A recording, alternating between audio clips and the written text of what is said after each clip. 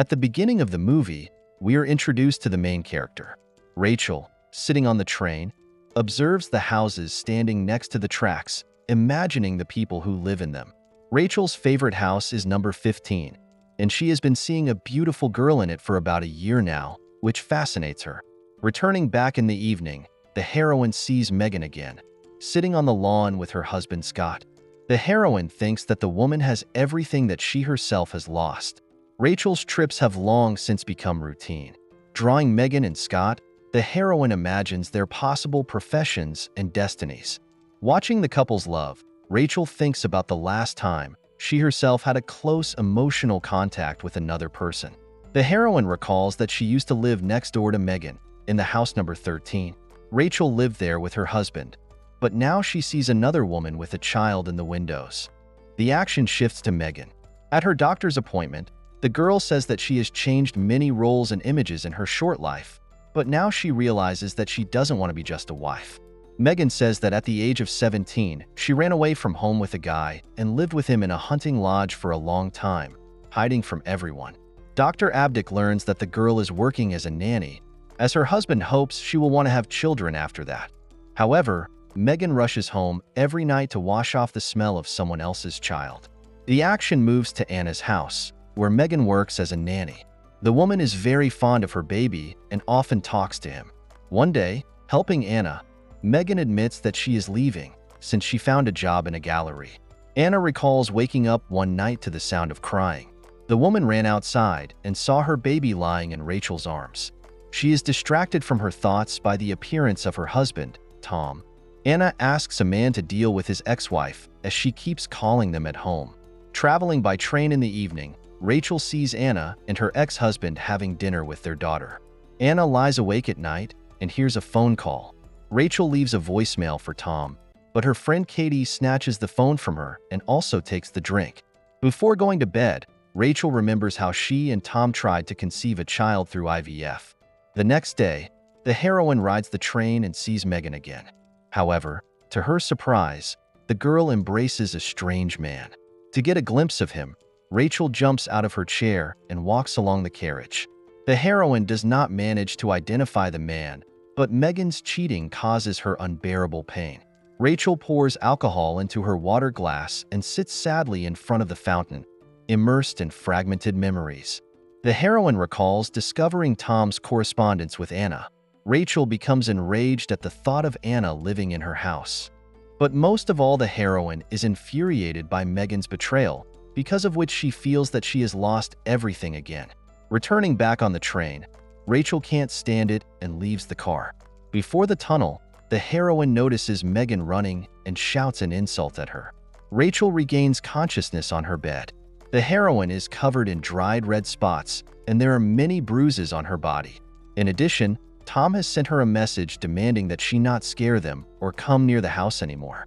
Rachel lies in the bathroom and cannot remember what happened in the tunnel and how she got all the injuries. The heroine decides to give up alcohol and comes to a meeting of similar people. Rachel recalls that her husband often scolded her for what she had done the day before. However, the heroine could not remember her misdeeds due to memory lapses. Rachel gets on the train and notices Martha there, the wife of Tom's former boss. Once at a party, the heroine made a scandal and frightened this woman with her prank. Back at home, Rachel is confronted by two detectives. Riley asks the heroine to sit down to ask her a few questions. Rachel learns that the night she saw Megan, the girl went missing and never came home. Katie learns that the heroine hasn't worked anywhere for a year. Rachel admits that she just rides the train all day. The heroine decides to tell Detective Riley about the cheating she saw. The woman advises Rachel to stop drinking and stay away from Anna's house. Katie, learning of the heroine's new oddities, asks her to move out in 3 weeks. Sometime before her disappearance, Megan talks to the doctor about her lovers. She likes the feeling of lying and Scott's jealousy. Dr. Abdick tries to convince the girl that her husband's behavior is not normal and is making things worse. Then Megan confesses to the therapist that she feels attracted to him too. Rachel decides to help in the investigation and comes to Scott. The heroine lies about knowing Megan. Rachel begins her story and informs Scott about the cheating she saw. After learning about it, the The man tries to cope with his feelings and offers the heroine a drink. Rachel refuses at first, but afterwards she takes a sip anyway. Scott learns details about the man Megan was standing with. The heroine is confused about where she met the man's wife and tries to leave. However, Scott asks her to stay and shows her a picture of Dr. Abdick. Rachel recalls that there was indeed a similar man standing on the balcony. A few weeks before her disappearance, Megan had a close relationship with a man in the woods. Upon returning home, the girl ran into Scott, who began to work things out. Megan went to see a therapist and cried over what was going on between her and her husband. However, when Dr. Abdick tries to calm the girl down, she starts hitting on him and smiles when he loses his temper. In reality, Rachel sees the news on TV about the interrogation of the therapist. The heroine feels that for the first time in a long time, she has some purpose in life that makes her feel better.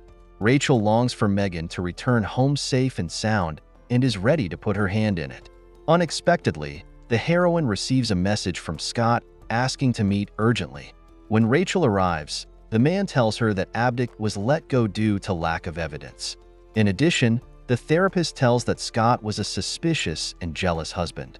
Because of this news, the police decide to make the man a suspect. Rachel asks him not to give up and look for new evidence against Abdick. However, Scott says that he did not find anything suspicious in his wife's things and asks the heroine to leave. When Rachel walks down the street, she sees Anna and remembers that on Friday night the latter hit her and then got into the car. Tom does not believe the heroine, believing that she has been drinking again. A man tells Rachel to stop going to Scott's as she can't help anyone or anything. The heroine still does not give up and comes to Dr. Abdick. The therapist sincerely tries to help Rachel, who cannot feel guilty for the actions that occurred during the memory lapses. Abdick asks how long ago the heroine started drinking and forgetting what she did. Rachel reveals that it first happened with Tom, due to her inability to get pregnant. In addition, the heroine says that the situation with the cheating of one girl awakened something in her. Rachel admits that she came because she is afraid of herself. Meanwhile, Anna decides to act to keep herself and her family safe. The woman goes to the police and wants to complain about Rachel. However, Detective Riley believes that the information received is too little. In addition, the woman hints that Tom himself may be seeking contact with his ex-wife. Back home, Anna decides to check his computer. Rachel, meanwhile, looks at her drawings, hoping it will help her remember something. Suddenly, Scott shows up at her apartment. The man tells her that Megan was pregnant. Rachel comforts Scott, saying that the girl loved him more than anything else in the world. In a flashback, Megan can't sleep and comes to see Dr. Abdick. The girl tells him that she got pregnant very early and gave birth to a daughter whom she loved very much. One day, Megan decided to take a bath and put the baby on herself. However, the heroine fell asleep, because of which her daughter lost her life. Abdick hugs the girl, trying to comfort her. In the present, Rachel also attends a therapist session and tells how she once got drunk and showed up at Tom's house. Then the heroine took Anna's daughter in her arms, but without wanting to hurt her. During the trip, the heroine notices the news that Megan, bereft of life, was found in the woods. Rachel arrives at Scott's house and sees that he is besieged by reporters. Anna tries to share her suspicions about Rachel, believing her to be involved in the tragedy with Megan. However, Tom is sure that the heroine just has severe depression, and she is not a danger. Returning home, Rachel faces Scott, who tells her that his wife's child was neither from him nor from Abdick. It turns out that the man knows that the heroine was not acquainted with his wife. Scott gets angry, grabs Rachel, calls her a liar and leaves, slamming the door. Detective Riley says he thinks Rachel is a suspect, and Scott has an alibi in the form of the bar's surveillance footage. In the flashback, Megan does go out on the balcony with Abdick, as she is pregnant and very scared. Rachel saw the therapist calming her down and made up the rest of the story. The heroine starts to think that she really could have destroyed Megan because of her betrayal. The heroine packs her things and leaves a note for Katie. Rachel gets on the train and notices Martha again. The heroine plucks up her courage and apologizes for the broken plate at the party. Martha, however, says that no such thing happened. Rachel suddenly realizes that it was Tom who has been doing terrible things, cheating on her and indoctrinating her with false memories. Anna finds her husband's phone with love messages. At night, a woman goes outside, starts the device and realizes she is holding Megan's phone. Rachel makes it to the tunnel and finally remembers that she was attacked by her ex-husband, in whose car Megan was getting into. The next day, the heroine tries to warn Anna. Together with Rachel, the woman begins to accuse Tom of cheating and lying. A man threatens his wife and offers the heroine a drink. When Rachel refuses and says that she did not commit the horrors Tom described, the man hits her on the head. In the flashback, Megan rides with a man into the woods and tells him about her pregnancy.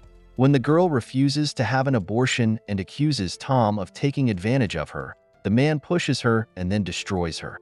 Waking up, Rachel tries to escape and grabs a corkscrew in the kitchen. The heroine wounds Tom with it, and Anna finishes him off. Both women are acquitted, recognizing their actions as self-defense. Rachel visits Megan and realizes that they are bound by the same secret. The heroine gets a new seat in another car and prepares to start a new life. This is the end of the movie. Thank you all for watching this video to the end. Give this video a like. Write in the comments what you think about this movie, and see you in new videos.